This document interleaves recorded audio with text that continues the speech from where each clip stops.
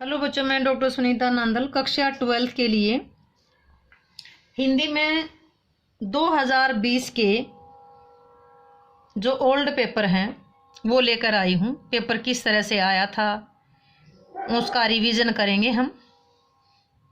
पहली वीडियो में मैं पेपर का पैटर्न क्लियर कर चुकी हूँ, लेकिन फिर भी जो पीछे पेपर आए हैं, जो क्वेश्चन आए हैं, उनका रिवीजन करेंगे हम। अब तो इस साल तो 2021 में जो आपके एग्जाम होंगे उसका पैटर्न बिल्कुल चेंज हो चुका है, क्योंकि एक एक नंबर के इसमें 40 क्वेश्चन आएंगे। फिर भी हम देखते हैं कि ऑब्जेक्टिव टाइप किस तरह से आते हैं। पेपर का टाइम वही 2.5 घंटे का होगा। ये कुछ निर्देश दिए होते हैं, वो तो हर पेपर में होंगे आपके, अब की बार भी आएंगे, पिछले बार भी आए थे। वहाँ 3 घंटे का पेपर था, आपका 2.5 घंटे का पेपर होगा, क्योंकि ऑब्जेक्टिव टाइप क्वेश्चन की संख्या बढ़ा दी गई है। 80 नंबर का ही पेपर आपका पहले था, 80 का ही अब होगा। क्वेश्चन आपके इसमें से बढ़ जाएंगे, क्योंकि एक एक नंबर के 13 जैसे उसके पार्ट अलग कर देंगे। 2-2 नंबर के आपके 7 हैं, 4-4 नंबर के 4 हैं और 5 नंबर के आपके 2 हैं। प्रश्न पत्र में दाहिने हाथ की ओर दिए गए कोड नंबर तथा सेट को छात्र उत्तर पुस्तिका के मुख्य पृष्ठ पर लिखें। आपको जैसे ही क्वेश्चन पेपर मिलता है तो पेपर के ऊपर कोड लिखा होता है, सेट नंबर लिखा होता है, सेट ABCD जो भी आपका आता है, तो आंसर शीट में कॉलम बना होता है, उसमें सबसे पहले वहां लिखेंगे। प्रश्न का उत्तर लिखना शुरू करने से पहले अपना प्रश्न का क्रमांक अवश्य लिख लें। क्रमांक यानी कि आप पहले 5वां प्रश्न कर रहे हैं तो प्रश्न की जो संख्या है, जो प्रश्न कर रहे हैं, उसका क्रमांक जरूर लिखें। उत्तर पुस्तिका के बीच में खाली पन्ने ना छोड़ें। उत्तर पुस्तिका के अतिरिक्त आपको कोई एक्स्ट्रा सीट नहीं मिलेगी, उसी में लिखना है। आवश्यकता अनुसार ही लिखें और लिखे हुए उत्तर को ना काटें। परीक्षार्थी अपना रोल नंबर क्वेश्चन पेपर पर जरूर लिखे। अपना जैसे ही आपको क्वेश्चन पेपर मिला तो अपना रोल नंबर उस पर लिख दें। कृपया प्रश्नों का उत्तर देने से पूर्व यह सुनिश्चित कर लें कि आपको जो क्वेश्चन पेपर मिला है वो पूर्ण सही है, क्योंकि परीक्षा के बाद इसके ऊपर कोई भी दावा स्वीकार नहीं किया जाएगा। ये चीजें आपके क्वेश्चन पेपर पर लिखी हुई होंगी। आंसर शीट पर भी कुछ एक निर्देश लिखे होते हैं। सभी प्रश्न अनिवार्य हैं। प्रश्नों के निर्धारित अंक उसके सामने लिखे होते हैं, कौन सा क्वेश्चन कितने नंबर का है। शुद्ध सार्थक तर्कसंगत उत्तरों को उचित अधिमान दिया जाएगा। वर्तनीगत अशुद्धियों तथा विषयांतर की स्थिति में कम या 0 अंक देकर के दंडित किया जा सकता है। अब आइए देखते हैं कि बहुविकल्पी जो ऑप्शन वाले क्वेश्चन हैं, उन प्रश्नों के उचित विकल्प चुन करके उत्तर पुस्तिका में लिखी। यानी कि ये 4 ऑप्शन दिए होंगे, आपने ये प्रश्न लिखना है, यानी कि प्रश्न 1 का उत्तर लिखना है। कार्यक्रम कैसा होना चाहिए? कैमरे में बंद अपाइज पाठ के आधार पर, कैमरे में बंद अपाइज जो कविता है उसके आधार पर बताइए कि कार्यक्रम कैसा होना चाहिए, रोचक।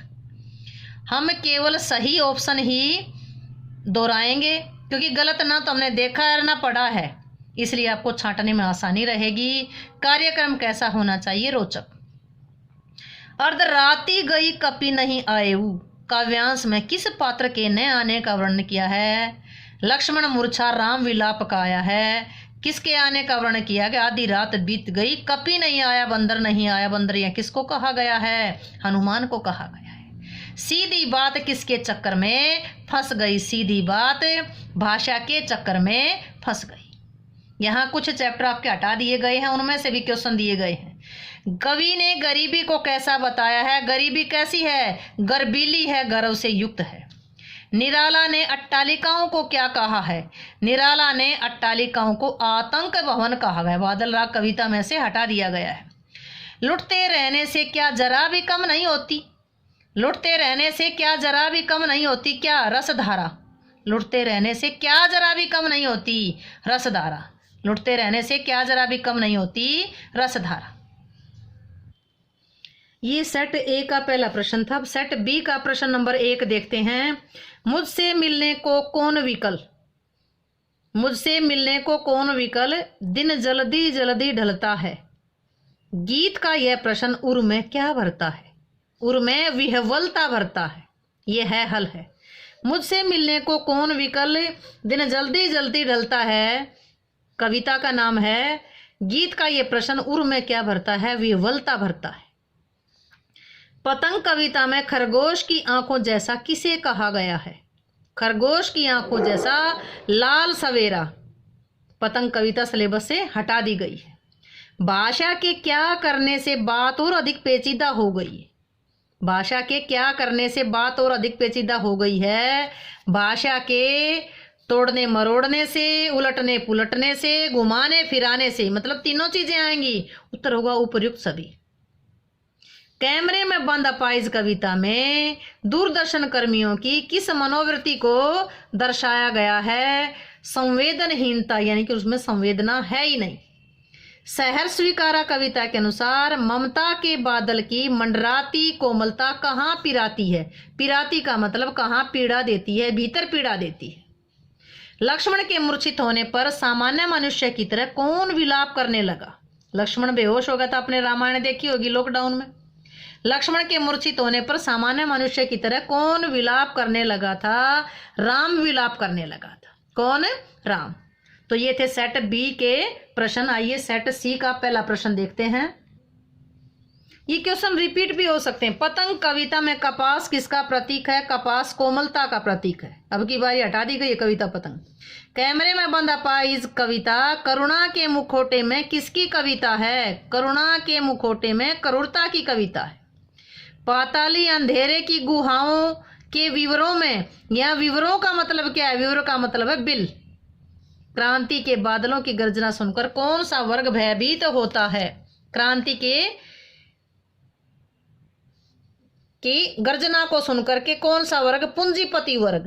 पूंजीपति कौन होते हैं? जो गरीबों का शोषण करते हैं। कवि ने अभिव्यक्ति रूपी बीज किस पर बोया था?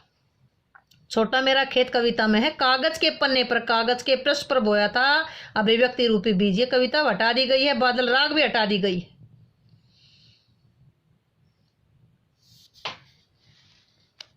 सदके फिराक एजाजे सुखन के कैसे उड़ा ली ये आवाज। इस पंक्ति में भाषा कौन सी है? सदके फिराक, ये फिराक गोरखपुरी कवि हैं, यानी कि शायर हैं जिन्होंने गजल लिखी हैं। इनकी भाषा गजल किस में थी? उर्दू और फारसी भाषा में थी। सदके फिराक एजाजे सुखन के कैसे उड़ा ली ये आवाज, इसमें उर्दू फारसी भाषा आई है। कौन सी भाषा आई है? उर्दू और फारसी। आइए देखते हैं सेट सी। डी सी कर चुके हैं, डी देखते हैं। सेट डी का पहला प्रश्न, दिन ढलने के साथ ही बच्चे कहाँ से झांकने लगे। दिन जल्दी जल्दी ढलता है कविता का, बच्चे कहाँ से झांकने लगे? बच्चे किसके थे? चिड़िया के थे। चिड़िया के बच्चे कहाँ थे? घोंसलों में थे। घोंसला यहाँ किसका जिक्र आया है? नीडों का, नीडों से। पतंग उड़ाते बच्चे को महज एक धागे के सहारे कौन थाम लेती है? पतंग उड़ाते समय कौन थाम लेती है? पतंग की ऊंचाइयां। बात कवि के साथ किसके समान खेल रही थी? बात सीधी थी, कविता है आपके सिलेबस में। बात कवि के साथ किसके समान खेल रही थी? बच्चे के समान खेल, जैसे बच्चा खेलता है।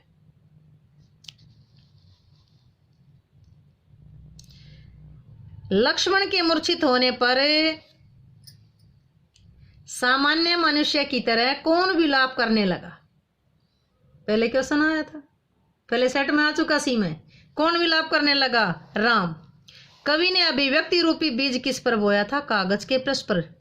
छोटा मेरा खेत चौकोना, जो क्वेश्चन सिलेबस में से कटा हुआ है वो लिखा हुआ है, जैसे बात सीधी थी कटी हुई है। ये जो छोटा मेरा खेत कटा हुआ है। नींद से जागा हुआ कुंभकर्ण क्या लग रहा था? नींद से जागा हुआ कुंभकर्ण क्या लग रहा था? दानव, राक्षस जैसा लग रहा था। दानव लग रहा था। कैसा लग रहा था? राक्षस जैसा लग रहा था। उम्मीद है कि ये चारों set A B C D का जो पहला प्रश्न आपको अच्छे से समझ आया होगा। समझ आया है तो वीडियो को लाइक करें, शेयर करें, चैनल को सब्सक्राइब करना ना भूलें।